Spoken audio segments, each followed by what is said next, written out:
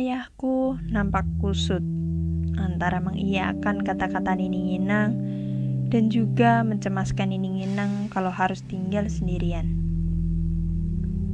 "Ninit, kapan datang, Ma?"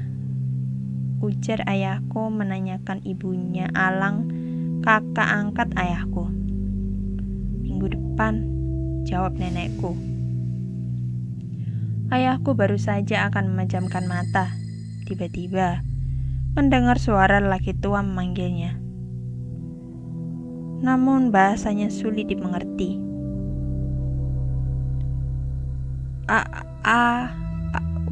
"Angmu," ujar suara itu, seperti tidak punya lidah.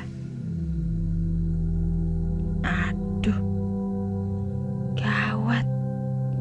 Kenapa harus lagi malam-malam begini? Ujar ayahku sembari menutup wajah dengan bantal.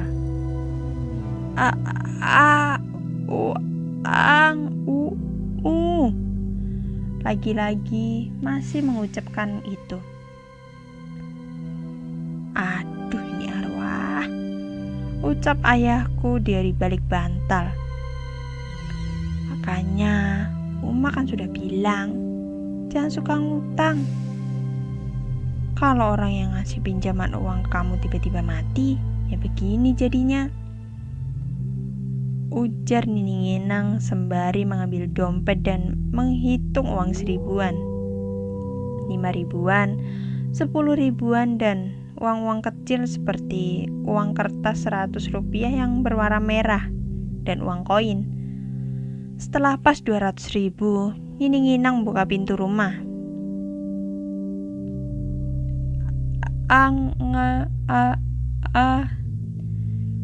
Ucap makhluk tinggi besar yang berjongkok melihat rumah Nining Inang. "Dia sudah tidur. Ini, saya mau bayar hutang anakku. Ditaruh di mana uangnya?" "Iya, kok," ujar makhluk itu. "Aku tidak mengerti maksudmu," ujar Nining Inang. Makhluk itu menjulurkan tangannya yang sangat besar. Uang itu Nining Inang lemparkan ke telapak tangan makhluk itu, dan makhluk itu langsung pergi setelah menerima uang itu. Nining Inang masuk ke rumah dan langsung mencubit ayahku yang pura-pura tidur. "Habis uang hasil jual karet Uma," ujar Nining Inang. Ayahku hanya diam, tak berani menatap Nining Inang. "Besok-besok, kalau kamu masih suka main judi, utang, Uma tidak akan bantu kamu lagi." "Iya, Ma, saya janji tidak akan utang lagi. Dan itu utang lama yang lama, Ma. Sekarang saya tidak pernah main judi gurak lagi," ujar ayahku. Esok harinya, ayahku berangkat pagi-pagi sekali setelah sarapan. "Loh, suamimu kemana, Nak?" tanya Nining Inang pada ibuku. "Mencari kayu ulin, Ma, buat bangu atau lantai sampan." "Baguslah, suamimu itu sebenarnya anak yang baik dan penurut. Cuma kadang-kadang suka buat Uma kesal," ujar Nining Inang. Saat asik mengobrol dengan Nining Inang, tiba-tiba dari luar terdengar panggilan. "Yansa, Yansa." Nining Inang yang hafal akan suara itu bergegas membasuh tangannya dan keluar. "Ada apa, Dek?" tanya Nining Inang. "Yansa ada, Ni," tanya Atek. "Tidak ada," jawab Nining Inang singkat. "Kalau Yansa datang, suruh dia ke rumah saya ya, Ni. Ayah mertua saya ingin ketemu," ucap Atek sembari berjalan pulang. "Enak saja, mertuamu yang mengganggu anakku, dan sekarang kalian mau membunuh anakku," ujar Nining Inang. "Nak, setelah sarapan, Uma mau ke hutan dulu, mau cari rotan untuk membuat lanjung," ujar Nining Inang melanjutkan makannya. Saya ikut ya, Ma, ucap ibuku. Tidak usah, Uma, sebentar saja. Lagi pula kalau kamu ikut, tidak ada yang menyiapkan suamimu makanan, ujar Nining Inang. Setelah Nining Inang berangkat, Atek lewat di depan rumah dengan wajah datar, memasuki hutan yang Nining Inang masuki tadi. Ibuku sangat khawatir, namun ibuku tidak tahu harus berbuat apa. Dan di dalam hutan, Nining Inang mulai memotong rotan dan menariknya. Tiba-tiba, ada sesosok makhluk berambut panjang dengan mata hitam melihat Nining Inang dari atas pohon, dengan kepala yang terbalik. Nining Inang bergegas pergi mencari sesuatu yang bisa digunakan untuk menakuti makhluk itu. Makhluk itu turun dari atas pohon, yang mengejutkan bentuk tubuhnya, berjalan dengan tangan dan kaki serta badan terbalik seperti kayang. Baru kali ini Nining Inang melihat makhluk seperti itu. Dan setelah dekat Nining Inang, makhluk itu tiba-tiba meluruskan tubuhnya kembali, berjalan dengan kedua kakinya. Mata hitamnya pun memudar. Nini, kau harus mempertanggungjawabkan kematian suami dan mertuaku. Atek, kami tidak tahu apa-apa tentang kematian suami dan mertuamu. Kau selalu saja membela anakmu itu, teriak Atek. Dan jauh di dalam hutan, ayahku tengah istirahat setelah menebang pohon ulin. Tiba-tiba angin berhembus. Tercium bau kemenyan. Yansa, cepat ikut aku, ucap nenek tua berjubah putih. Baru saja aku akan memanggilmu, Wi. Tolong bantu aku mengangkat pohon ini, ujar ayahku. Ini lebih penting dari kayumu itu, Yansa. Umamu dan Panguluh di hutan. Panguluh itu akan membunuh umamu, ujar nenek berjubah putih itu sembari berubah menjadi macan putih. Cepat, naiklah ke punggungku, ucap macan besar itu. Ayahku sampai tepat waktu. Nining Inang sangat ketakutan. Dia terduduk di tanah. Ayahku mengeluarkan tamiang dari lanjungnya dan mendekati Panguluh itu. Atek, aku tidak mau membunuh kalian lagi. Sekarang tolong lepaskan umaku, teriak ayahku. Hanya ada dua pilihan. Kau yang menggantikan Uma atau umamu yang akan kubunuh. Nyawa harus dibayarin nyawa, ujar Atek. Atek berubah menjadi beruang hitam dan langsung menyerang ayahku. Tamiang yang sudah ayahku persiapkan langsung ayahku tusukkan ke mata Panguluh itu, dan makhluk itu langsung roboh. Saat makhluk itu roboh, seketika dia berubah menjadi Atek. Kau akan balas, ucap Atek sebelum menghembuskan nafas terakhirnya. Ayahku terduduk lemas, memikirkan ucapan Atek. Yansa, tak usah kau pikirkan ucapan perempuan itu. Mereka sama seperti kita. Mereka sama-sama makhluk ciptaan Allah. Berlindunglah kepada Allah. Jangan kau takut pada ancaman itu, ujar nenekku.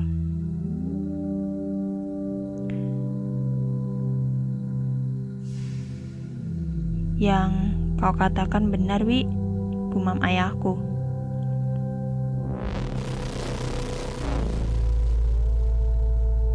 Uma, bangun, Ma, kata ayahku membangunkan Nining Inang. Jangan, jangan bunuh aku, teriak Nining Inang. Mah, ini aku Yansa, anak Uma, ucap ayahku sembari memeluk Nining Inang. Yansa, bawalah ibumu pulang, biar aku yang bawa pohonmu. Setelah maghrib, akan kuletakkan di depan rumahmu, ucap nenek itu. Terima kasih banyak ya, Wi, ucap ayahku sembari menggendong Nining Inang yang masih menutup wajahnya itu. Nenek berjubah putih itu hanya tersenyum menatap ayahku. Setelah sampai di depan pintu rumah, ayahku langsung memanggil ibuku yang sedang masak di dapur. Astagfirullah, Uma kenapa? Tanya ibuku kaget sembari membantu ayahku menaikkan Nining Inang ke dalam rumah. Ayahku menceritakan semua kejadian tadi dan membantu melepaskan pakaian Nining Inang. Semenjak kejadian itu, Nining Inang lebih sering diam. Mandi pun harus dimandikan. Dan pada jam yang sama seperti dia bertemu makhluk itu, Nining Inang akan berteriak. Coba bawa Uma ke tempat ustadz atau kiai, ujar ibuku. Kau tahu kan, di tempat kita ini tidak ada ustadz, kecuali di Batu Karang. Nama desa yang pada zaman dulu semua penduduknya Basaluh atau terkena kutukan. Aku pernah masuk ke dalam gua di sana yang katanya itu adalah Huma Betang, rumah adat Dayak. Dan memang benar, di dalam gua itu banyak sekali batu yang menyerupai manusia dan posisinya juga beragam. Dimanapun itu, kita harus membawa Uma ke tempat ustadz, ucap ibuku. Baiklah. Dan keesokan harinya ibu dan ayahku membawa Nining Inang ke Batu Karang. Perjalanan ke sana perlu waktu sekitar 4 atau 5 jam bersampan. Kalau gue dulu cuma 2 jam karena akses jalannya sudah bisa dilalui kendaraan bermotor.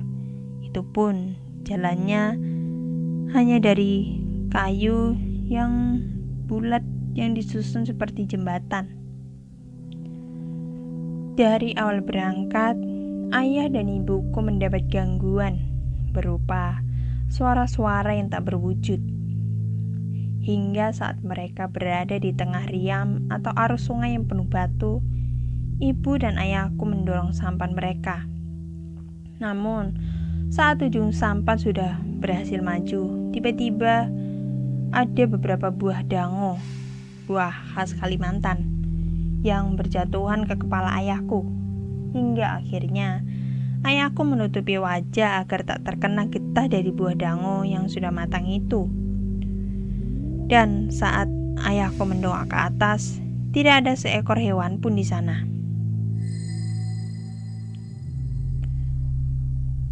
Alhasil, saat tangan ayahku melepaskan sampannya kembali terbawa arus yang sangat deras itu. Namun, tiba-tiba ada seorang kakek tua yang sedang menaiki sampannya menghampiri ayahku. Saya lihat makhluk itu dari tadi mengganggu kalian terus, ujar kakek itu sembari melemparkan batu sungai ke arah pohon dangu itu. Dan tiba-tiba pohon itu bergoyangan dan daun-daunnya yang masih hijau itu berjatuhan. Kakek tua itu mendorong sampannya ke pinggir sungai.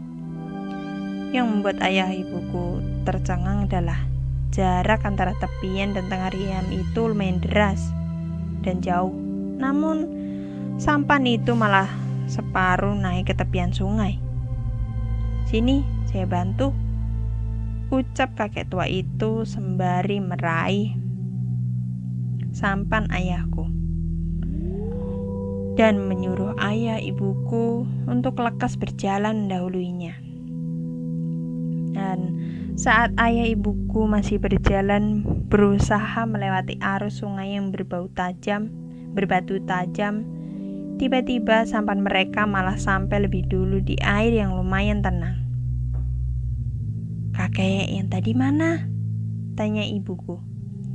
Tiba-tiba kakek itu muncul dari dalam air di samping sampan mereka. "Maaf, membuat kalian bingung.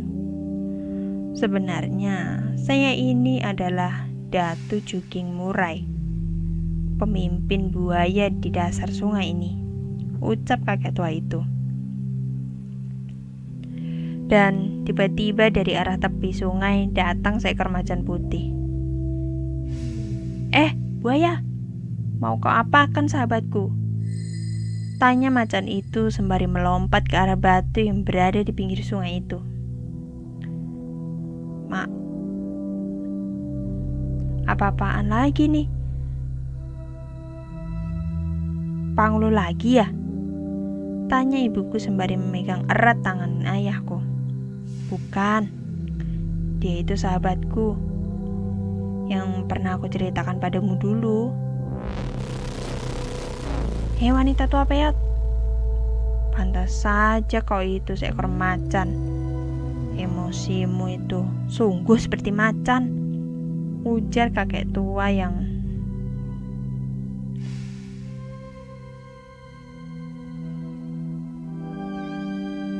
bernama Datu Juking Murai itu. "Kau selalu mengatakan aku tua peot, tapi kau tak pernah berkaca tentang wajahmu itu, buaya tua," ujar macan itu seketika berubah menjadi nenek tua berjubah putih. "Sudah, Wi. Datu Juking Murai ini sudah membantu kami mendorong sampan ini," ujar ayahku. "Berhati-hatilah Yansa. Siapa tahu dia itu akan menerkam kalian. Dia itu buaya," ujar nenek tua itu lagi. "Heh, jangan dengarkan nenek tua itu. Mungkin saja setelah ini kalian akan dimakan oleh macan itu," ujar Datu Murai tidak terima dengan perkataan nenek itu. Sudah, kalian itu sudah sama-sama tua. Berhentilah untuk saling mengejek," ujar ayahku. "Aku harus cepat sampai ke Batu Karang untuk membawa umaku," ujar ayahku sembari menaiki sampan. "Kenapa umamu, Cuk?" kata Datu Juking Murai. Dan ayahku menjelaskan tentang kejadian saat Nininginang bertemu Pangulu. Lebih baik kalian ikut aku menemui teman lamaku di Bontang. Dia seorang yang alim dan bisa menyembuhkan penyakit," ujar Datu Juking Murai. "Aku sungguh tidak percaya perkataanmu itu, buaya tua," ujar nenek itu. "Kamu juga boleh ikut macan tua," jawab kakek itu. "Kamu jangan kaki saja. Kalau kamu membawa ikut sampan ini, yang ada sampan ini akan tenggelam," cegah kakek itu pada si nenek yang ingin naik ke sampan ayahku. "Aku akan memakai sampan itu saja," tunjuk nenek itu pada sampan punya Datu Murai. "Enak saja kamu ini. Itu sampanku. Tidak ada yang boleh menaiki sampan itu selain aku," ujar kakek tua itu lagi.